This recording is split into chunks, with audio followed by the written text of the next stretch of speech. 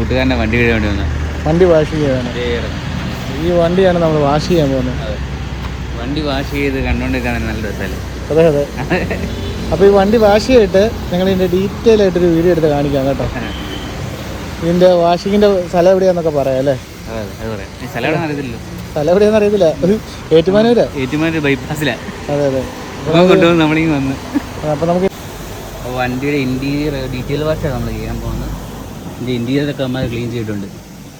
ഫുള്ളല്ല, നല്ല സ്മെല്ലുണ്ടല്ലോ. Interior full clean ചെയ്തല്ലേ? പിന്നെ വാഷിംഗ് ആണ്. ഇനി വാഷിംഗ് ആണ്. അപ്പോൾ വാഷിംഗ് കഴിഞ്ഞിട്ട് ബാക്കി കാണാൻ വേണ്ടി നമ്മൾ നിൽക്കണം. അതെ അതെ. അപ്പോൾ വാഷിംഗ് വീഡിയോ ഇതിലൂടെ തന്നെ ടാഗ് ചെയ്തേ.